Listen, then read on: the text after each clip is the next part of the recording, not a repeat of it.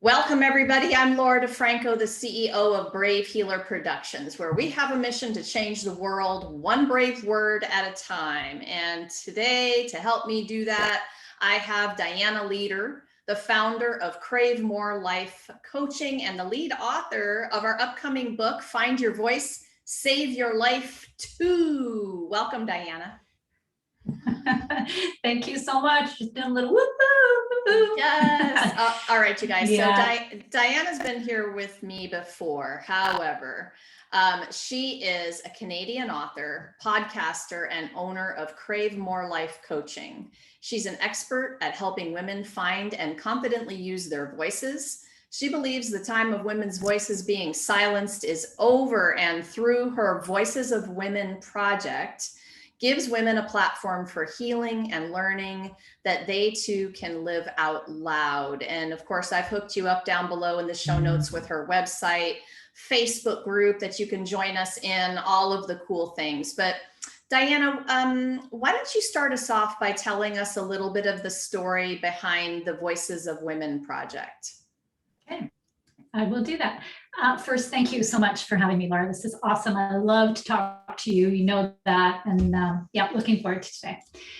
So Voices of Women Project. I have spent my entire career working with women on different ways that they have been silenced and therefore need to use their voices. So this is such an opportunity. These books are such an opportunity to bring women in to be able to have a platform for writing their stories.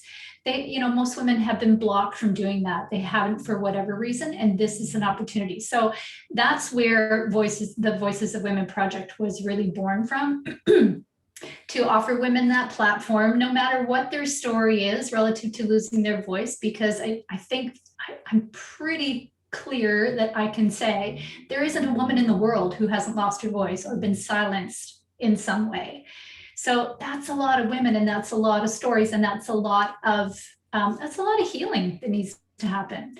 So for me, offering the Voices of Women project was really important to give women who were ready to write their story a platform for doing that, and to be able to experience the healing that comes from that writing, which is huge.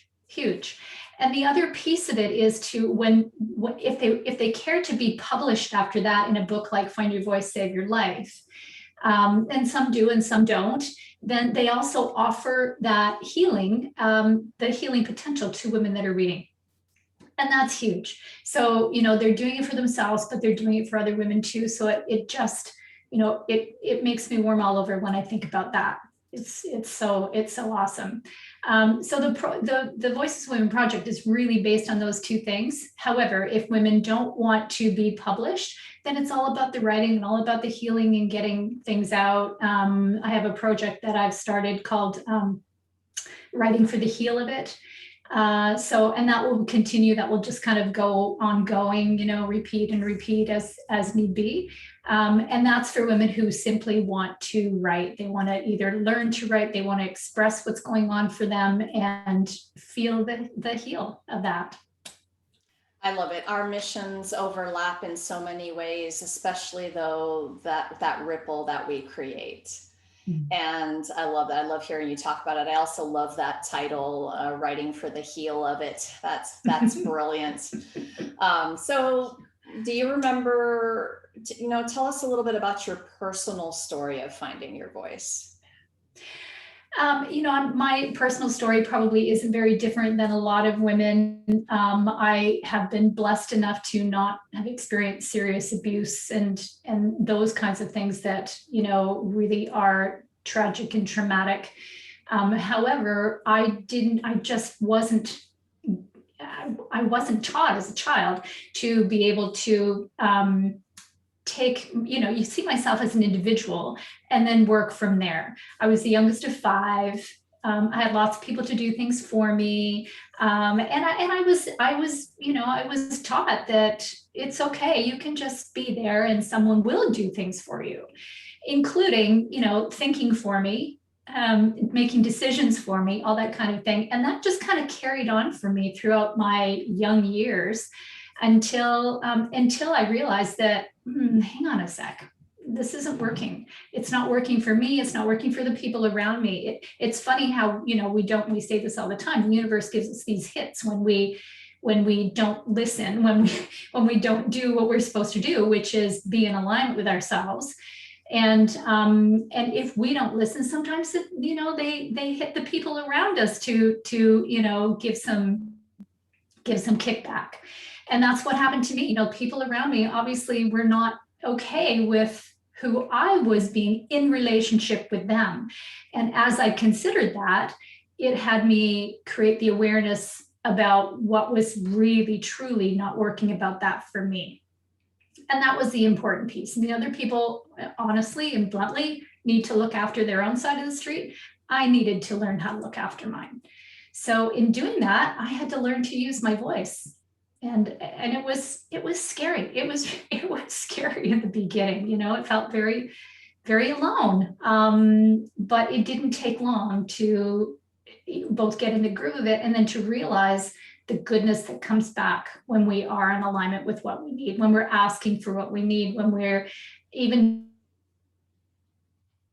demanding what we want in relationships or, in circumstances. So it's a really good thing to do, even if it is scary. Well, that struggle along the journey is part of how we're shaped into this woman we are today. And so there are such opportunities and things to be grateful for in that journey, right? Absolutely. Absolutely. I wouldn't, as difficult as it may have been at the time, I wouldn't trade it for anything. It's changed my life. So I know that being in this project has been a life changer for many of the authors. Some of the women stepping up to tell their stories in this book are first-time authors. Some have been authors before, but some of them, this is the first time they've ever actually even written their story, moved it from the inside to the outside of them, right? So what have you experienced in terms of writing and sharing voices out loud in your group of authors, but in general, also with your coaching practice? So yeah, there are a variety of women that come into these books and in my practice, and some of them have written before, some of them have not. And it was really actually quite a surprise to me when I witnessed through the first book the number of women who were seasoned writers who still had layers of that onion that they needed to peel away to write that story. It's a very intimate story. So, and that's what I find with women that are coming for one-to-one coaching. They're often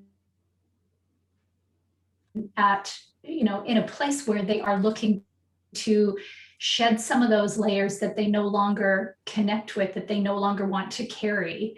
And they do that through writing and coaching and all that kind of stuff, because my coaching relative to writing is very much in sync with just the one-to-one coaching that I'm doing anyway. So that it's an opportunity to get rid of some of those layers and to shed, and then to just be one step closer to feeling the way you want to feel, being who you really are, accessing that person inside who is your true self. As cliche as that sounds, there is a true self in there. And and we all on some level want to get to her. So yeah, watching all that was really cool relative to the books, and definitely surprising. I wasn't surprised that the women who hadn't written before needed to do some healing. It was the other women that was a very interesting observation for me. Well, and that's the whole idea about this is the journey, and there's not an end destination here. We are living a lifelong journey of change and learning and growth and evolution. And I know I've experienced the same thing. I've written a lot, and when I come up against another layer, I sometimes am a little surprised, and I'll ask myself the question, really, is that coming up again for you? Okay, I guess it is. Let's just move through.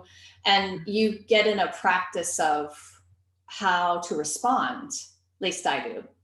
Yeah, I think that's true. I think that's true. I think we recognize, especially when we keep it going, we recognize what's coming up. We take a look at it when it's there. We let it sit with us, and we move through it, as you said. And I think that's really how we heal from it. It's always part of our history, but it doesn't have to define us necessarily.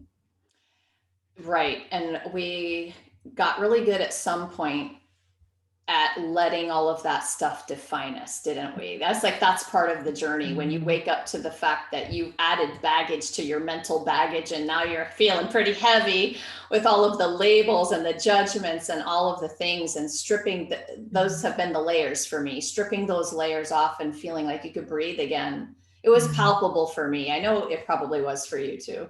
Oh, absolutely. Absolutely. Many layers. And I'm sure there are many more left. Because I think when we talk about using our voice, the first thing that people think about is, I should have said this to so-and-so. And it's really not about that necessarily. That's an expression, right? That's how we are expressing one way of expressing who we are, but there are so many other ways as well. And it's, we get to that who we are, so we know what we need to express and how we need to express it. So, are we going to speak directly and firmly and clearly to people? Yeah. Are we going to be rude and obnoxious? Probably not. I mean, I don't know whether anybody really is built of rude and obnoxious behavior. I don't know, maybe. But we get to make those choices, right? It's not just let somebody have it. It's not just that piece about, I need to tell that person such and such. Yes. So you're making me think of, this is an awareness journey, and that is what you're talking about. The awareness is everything. It's foundational to the healing journey, whether you're using writing as a tool or speaking or all the other kinds of tools. But what I wanted to talk about for a minute is the witness. So when I journal, I become my own. And I'm moving thoughts and ideas outside of that head of mine and onto the paper, where I can then make a space and be the observer. That's an awareness tool, very, very powerful. And I'm my own witness, which is already powerful. And then I like to take the dial up a notch and speak it out loud to someone else, who then becomes that next layer witness. You get kind of what I'm talking about here. How have you experienced this? So for me, it is mostly around blogging. That's kind of where my stuff comes out, and it's kind of, I know you. I mean, you're an amazing writer, and when I read the stuff that you're posting all over, it's fantastic. And it's palpable. What you have experienced as it's coming out is really palpable. And that's kind of the process I threw with a blog post. It's not the do this. It's more of, this is the gut stuff coming out. I think that's really, I think that we need to do that. We need to understand that we need to be our own witnesses, for sure. And that's kind of a first level too, before you even share it with somebody. That's the place where you kind of say, wow, yeah, that happened. And this is where I am now.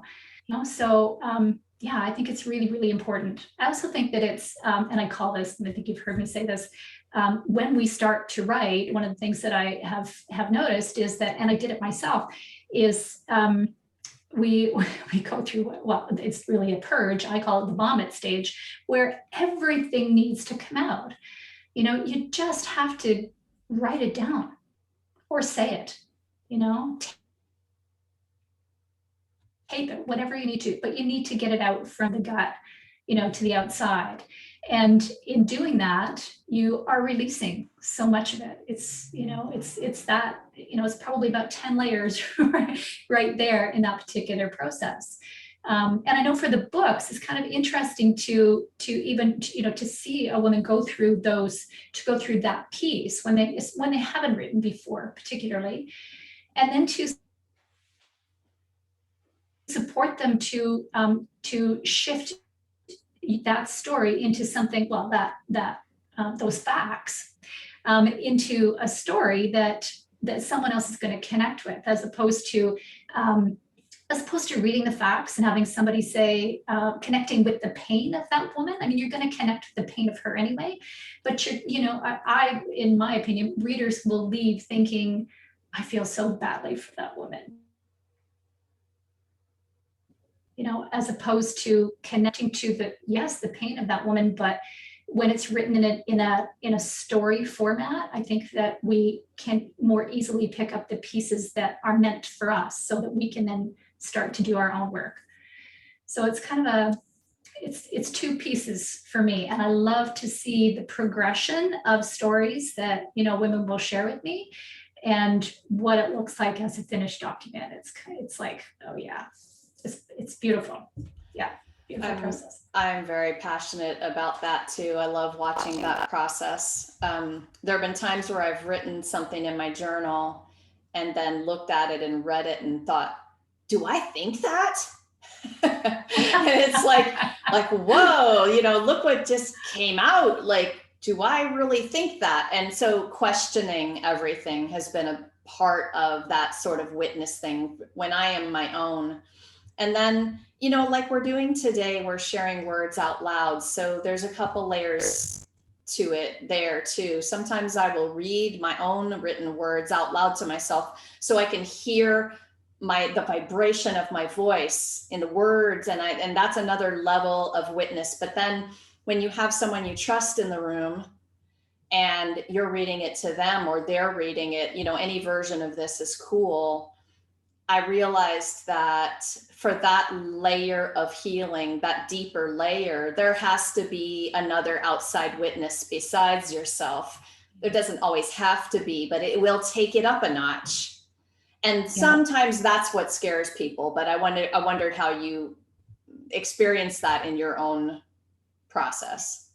I think that there are steps to that healing for sure. So yes, get your stuff out, share it with someone else in whatever way you feel you can right in the beginning, and then keep going, and take more steps to make it more public, depending on, again, your comfort level. So, which is why I like to offer, the writing program, Writing for the Heal of It, as well as an opportunity for women to be in these books, because not everybody is quite ready for that. When they get to that point, I mean, and right now with Find Your Voice too, getting close to publication, people are, they're almost trembling with excitement, because this is, and that little bit of, purpose-driven fear that is about, oh my gosh, it's real. It's happening. We're not going back now. We have a book, and it's darn near ready to be out in the world. So yeah, at whatever, I think you have to decide what your comfort level is. Give yourself a push, obviously. I think you have to do that too. Challenge that purpose-driven fear. If your goal is to heal, then you have to keep taking it up a notch. And being in a published book is a huge place to land. No doubts to that one. That is for sure one of my absolute passions. So do you want to spend a minute sharing about the Find Your Voice 3 project? Oh, yes, please. Okay. This one is going to be a little different. And I'm kind of like, I'm still amazed that we have a series of books. It's so cool. And they will continue. That's my goal. So Find Your Voice 3, Powerful Healers, Spiritual Stories. So this one is a little bit different. It's a little more targeted than the other two have been. And my vision is that some going forward will be targeted and some will be open, kind of general Finding Your Voice stories. But this one is, it's really coming from a place of understanding that this is a really weird time in the world, and not just COVID. It's spiritually, there's just something happening, that there are shifts. And for me, it's meaning that this is the time for us to be open and honest about what we are experiencing spiritually, what gifts, what supports we have, the downloads we get, or the clarity we get, that can do two things. Either, first, absolutely support us, in whatever we do. But also, for a practitioner, we can use those gifts to support our clients. It's a huge way to connect. And for me and my coaching, and this is just new for me, I've just started to call my coaching intuitive coaching, because it is, and I realize that it always has been, to be able to understand, because of any kind of guidance, that the level of pain, and what will really support a woman to get through her blocks. So, I think it's time. It's just time. So women are being invited to come in to talk about when they realized that they had spiritual gifts, and then when they actually were able to be open and honest about them. And maybe, there may be women that come in that are not open and honest to the point where they may be practicing publicly, but they may just be open and honest with themselves, which is huge. Because as you know, Laura, from this community, when we start to be honest about that for ourselves, our lives change. Everything changes. So it's, this is a really big one, and really, really, I think, a really, really important book. Yes, I can hear your excitement. I feel excited about it too. Just this subject is after my own heart, being a healer with, more than 30 years experience with my own gifts, getting stronger and stronger as I practiced. And you do tend to want to shout from the rooftop about what you're experiencing, and not always sure how to tell that story in a way that you won't be looked at sideways, or, in a way that you won't be too afraid of the judgments or criticisms of that. But now's the time. And I'm so honored to be rolling with you in that particular book and project. I can't wait to see how that goes. So thank you. Just to wrap up today, what's something that you want to tell women who might still be struggling to find their voice? And I want to just say that,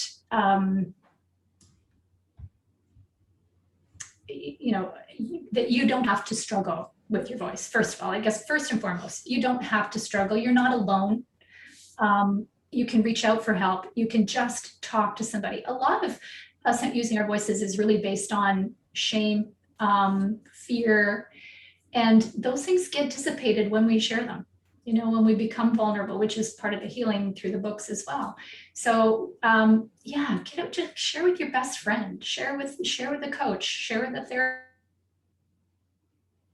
therapist, share with, your neighbor. It doesn't really matter. Just share it, and know that you're not alone. Chances are you're going to have another woman say, "Oh yeah, that's me too."